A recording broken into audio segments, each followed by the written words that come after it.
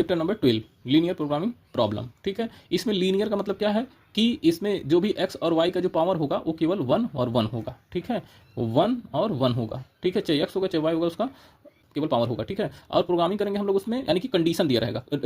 ये प्रोग्रामिंग का मतलब क्या है, कंडीशन। ठीक है, कंडीशन कंडीशन है और प्रॉब्लम, हम लोग उस प्रॉब्लम को सॉल्व करेंगे। ठीक है, तो आइए इसके क्या क्या कंडीशन है, कंसेप्ट क्या है वो समझ लेते हैं।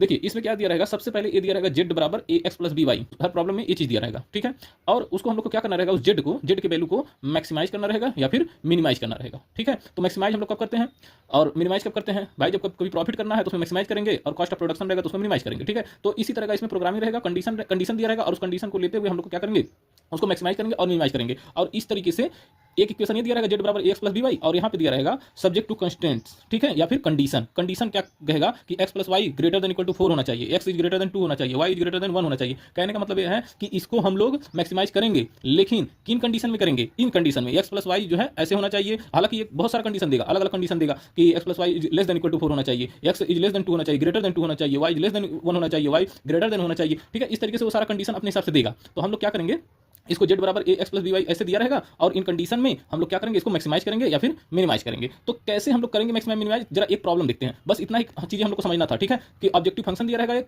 ठीक है, और उस ऑब्जेक्टिव फंक्शन के लिए कुछ कंडीशन दिया रहेगा, और इन कंडीशन को लेते हुए इसको मैक्सिमाइज करना रहेगा, मिनिमाइज करना रहेगा, बस इतना ही काम करना है। तो आइए मैं दिखाता हूं एक क्वेश्चन। आप जेड बराबर 3x प्लस 4y दिया है। ठीक है, यहाँ पे जैसे दिया हुआ था कि जेड बराबर ए एक्स प्लस बी वाई। ठीक है, तो उसी तरह इसमें इस प्रॉब्लम में दिया हुआ है कि जेड बराबर 3x प्लस 4y। ठीक है, और सब्जेक्ट टू कंस्टेंट्स, जैसे यहाँ पे दे रहा था सब्जेक्ट टू कंस्टेंट, कंडीशन दे रहा था, इन्हीं कंडीशन के अंदर इसको क्या करना है, मैक्सिमाइज करना है या फिर मिनिमाइज करना है। तो यहाँ पे देखिए, यहाँ पे सीधा सीधा बोला कि मैक्सिमाइज कीजिए, मिनिमाइज नहीं कीजिए। क्या बोला है, मैक्सिमाइज कीजिए। तो जेड बराबर 3x प्लस 4y ऐसे दिया हुआ है, और यहाँ पे दिया हुआ है क्या कि x plus Y is less than equal to 4 और x इज ग्रेटर देन 0 और y is greater than equal to 0 ऐसे दिया हुआ है। ठीक है, तो सबसे पहला काम हम लोग क्या करेंगे, जो ये वाला है ना, इस इक्वेशन को हम लोग यहाँ पे ले लेंगे। भले यहाँ पे कुछ भी दिया रहा है, लेस देन इक्वल टू दिया रहा है, ग्रेटर देन इक्वल टू दिया रहा है, कुछ भी दिया रहा है, उससे कोई मतलब नहीं है। बस हम लोग इस इक्वेशन को लेंगे और उस इक्वेशन को हम लोग क्या करेंगे, x plus Y equal to 4 लिख देंगे। ठीक है, तो इस तरीके से हम लोग कर लिए। अब दो पॉइंट निकालेंगे। ठीक है, जैसे हम लोग इसको ऐसे भी लिख सकते हैं ना, y equal to 4 minus X. ठीक है, तो यहाँ पे एक डब्बा बना लिया और इस डब्बे में x और y लिख दिया। ठीक है, तो x की वैल्यू हम लोगों ने क्या रख दिया, सबसे पहले 0 रख देते हैं। ठीक है, तो यहाँ पे जैसे ही आप 0 रखेंगे तो y की वैल्यू कितनी मिल जाएगी, 4। तो यहाँ पे y की वैल्यू 4 मिल गई।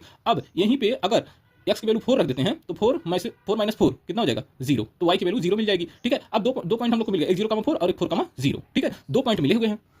अब इन दोनों पॉइंट से हम लोग क्या करेंगे, एक ग्राफ बना देंगे। ठीक है, तो ग्राफ कुछ ऐसे बना देंगे, क्योंकि 0,4 कहाँ पे मिलेगा, 0 यहीं पे रह जाएगा, और 4 कहाँ पे जाएगा, y एक्सिस पे, तो यहाँ पे मिल जाएगा। तो पहला पॉइंट कहाँ पे मिल गया, 0,4 यहाँ पे मिल गया, और दूसरा पॉइंट यहाँ पे मिल गया 4,0। ठीक है, तो 4,0 यानी कि x पे कितना चलना है, 4, और y पे 0। पॉइंट को ऐसे बना करके और ऐसे ग्राफ खींच देंगे। ठीक है, ऐसे ग्राफ खींच दिया, और खींचने के बाद हम लोग क्या करेंगे, यहाँ पे देख रहे हैं एक बाउंडेड रीजन मिल रहा है। ठीक है, तो बाउंडेड रीजन जो मिल रहा है, इसी को हम लोग क्या करेंगे कि यही है फिजिबल रीजन। फिजिबल रीजन मतलब ये होता है कि यहाँ पे आप कोई भी पॉइंट लेंगे, यहाँ से कोई भी पॉइंट उठाएंगे ना, इन सारे कंडीशन को क्या करेगा, सेटिस्फाई करेगा। जैसे अगर 0,0 यहाँ पे मिलेगा, ठीक है, 0,0 भी यहाँ पे मिल रहा है ना, तो अगर आप इसमें रखेंगे ना 0,0, इस कंडीशन को भी सेटिस्फाई करेगा, इस कंडीशन को भी सबको सेटिस्फाई करेगा। ठीक है, जैसे 0 0 रख देते हैं तो 0 आ गया, तो क्या है 4 से छोटा ही आ रहा है ना, तो ये भी सेटिस्फाई कर गया। x की वैल्यू 0 रखते हैं तो क्या होगा, 0 या फिर ग्रेटर आ गया, फिर इक्वल आ गया, तो 0 0 के बराबर हो गया। और यहाँ पे y is greater than equal to 0 है, तो यहाँ पे 0 रखेंगे तो ये भी क्या हो गया, 0 के बराबर हो गया। ठीक है, तो ये सारी कंडीशन को क्या कर रहा है, सेटिस्फाई कर रहा है। अच्छा, अब इसमें हम लोग क्या करेंगे ना, पॉइंट खोज लेंगे। जैसे एक कार्नर पॉइंट ये है, एक कार्नर पॉइंट यहाँ पे मिल रहा है,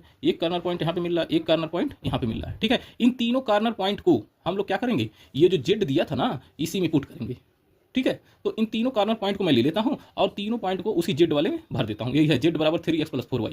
ठीक है, तो जेड एट 0,0 पे मिला हुआ है, फिर जेड 4,0 पे और 0,4, ये तीन कॉर्नर पॉइंट मिले हैं, 1 2 3। तो 1 2 3, अब इन तीनों को हम लोग क्या करेंगे, इसी में भर देंगे।